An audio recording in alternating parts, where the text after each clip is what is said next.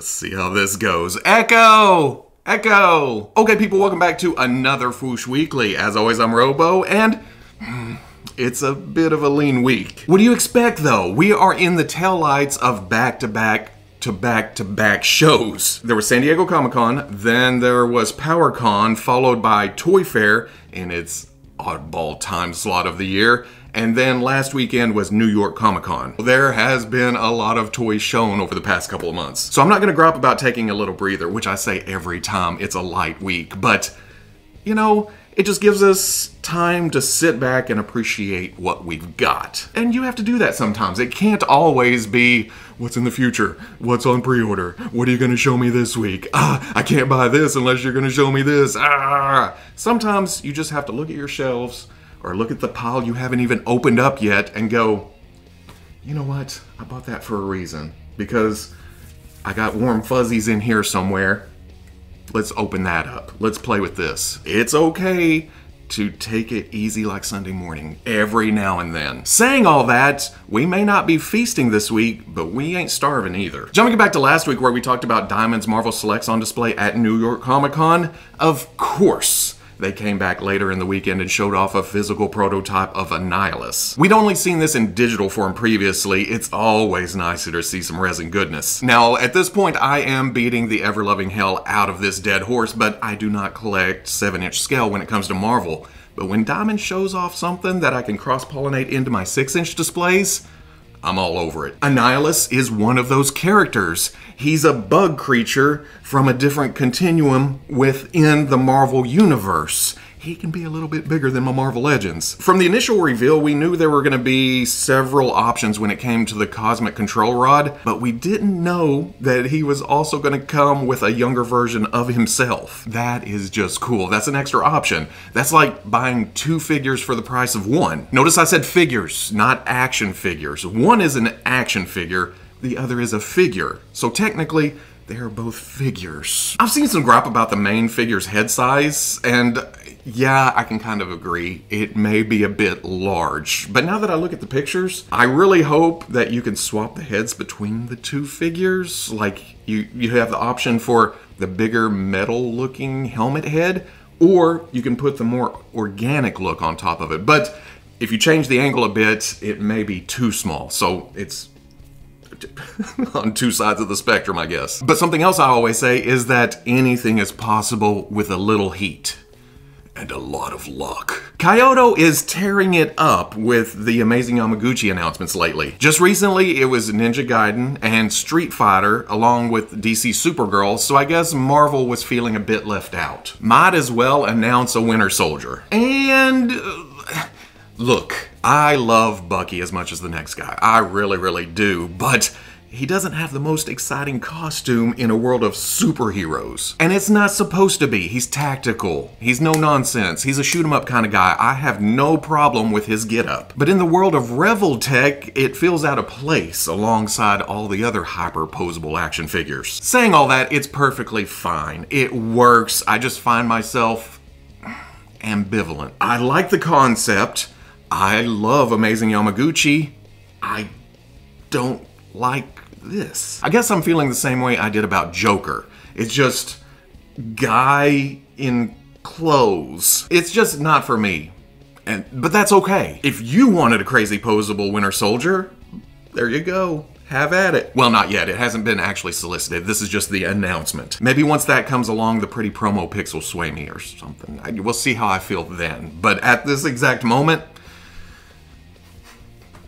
since I mentioned the Joker, I might as well move on to McFarlane Toys DC Multiverse Gold Label McFarlane Toys Store exclusive Joker from the Deadly Duo. I don't know what the Deadly Duo is, I just know that Joker doesn't look a lick out of place in a Gimp mask. But if that's not your speed, there's also the unmasked head. At first I was sure this was a repaint, but after going through the many Jokers that McFarlane has produced, I don't think they've used this sculpt before, but don't quote me on that. I've learned to never deal in absolutes when it comes to this kind of thing. Somebody will pop off with, well, you don't remember that one Joker that was exclusive to that one store that one time that has this, but then the hair was moved over to this body that has been used several times for other Jokers? And I'm like, oh yeah.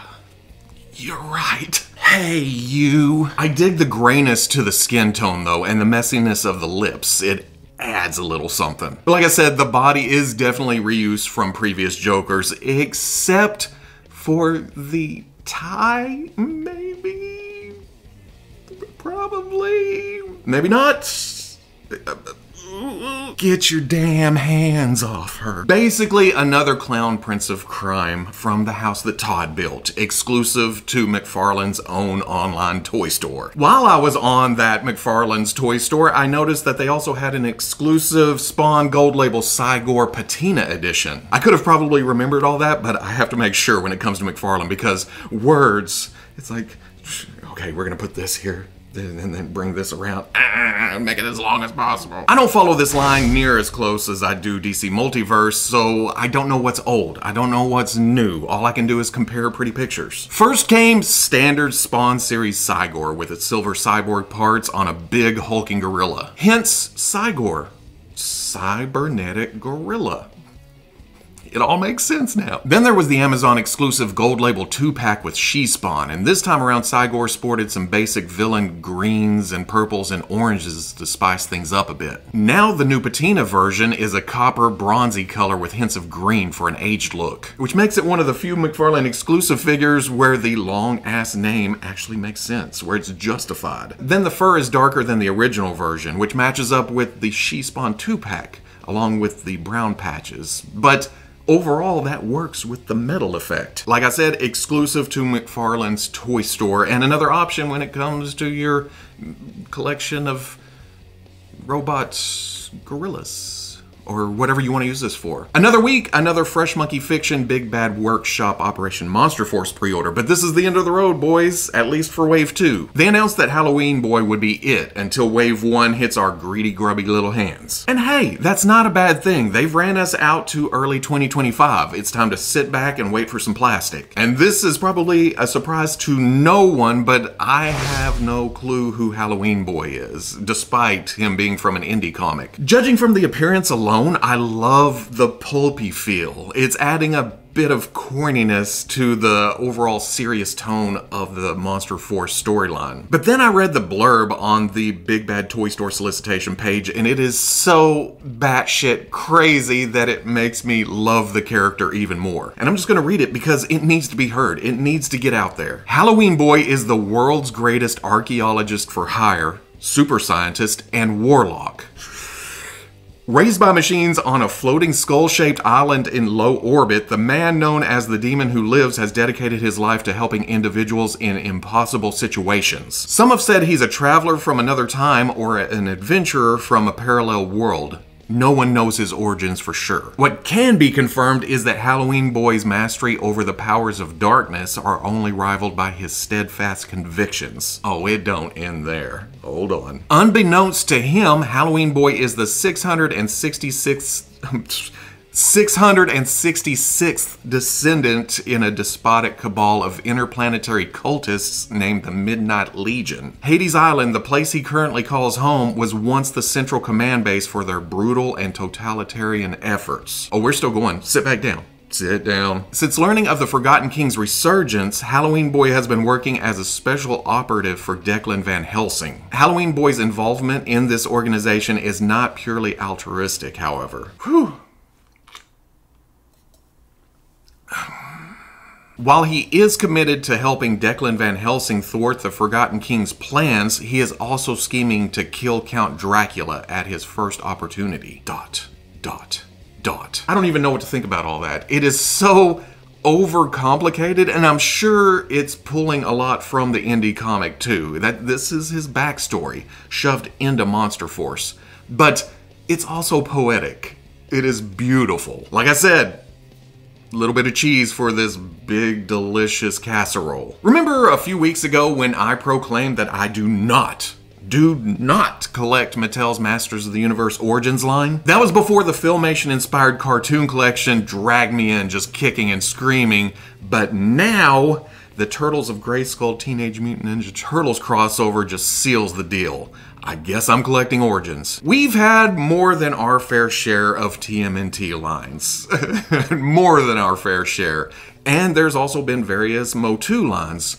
but I love a good mashup. Although this is not a mashup in the sense of, say, Teenage Mutant Ninja Turtles and Universal Monsters, where they take the two concepts and make one character with it. This is more the Turtles falling through a crack in the universe and landing smack dab in the middle of Eternia. I said it earlier, it's a crossover. Like Leo sporting Master's gear. He went through Man-at-Arms Armory and just, I need this and this and this, armor up, fight some villains, give me some katanas that split in half that come together somehow. Or He-Man being mutated by mutagen. I love the foot poking out of the boot to show that he's grown even bigger in mass. Okay, maybe Krang mixing it up with Megator features is more of a mashup than the rest, but it's still cool. It's almost like Krang changed the body in order to fit better within the Masters universe. He closes the door and can walk among them unseen. You know what I mean? And then it's like, Bleh! But then Man-at-Arms taking on a Turtles motif for his armor,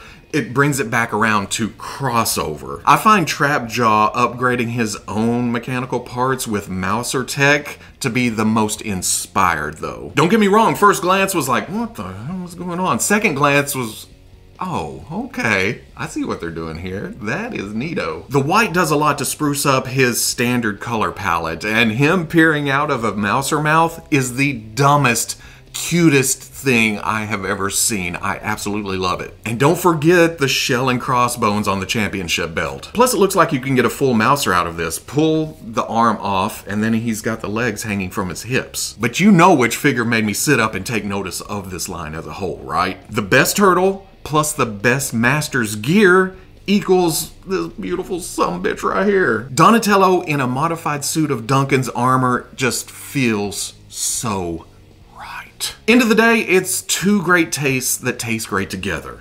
But if it's not your thing, like I said earlier, there are plenty of other options out there when it comes to both properties. I don't know why I wasn't expecting another Mezco 1/12 Collective G.I. Joe figure so soon, but I should not be surprised at all that they're finally debuting Duke. I always say that Mezco absolutely excels when it comes to real-world clothing on normal-type humans, and no Joe fits that description better than First Sergeant Conrad Hauser. His vanilla appearance is right in the 1/12 Collective sweet spot. That's not saying that Mezco's superheroes or fantasy characters are bad, and I'm definitely not taking a single solitary thing away from Duke.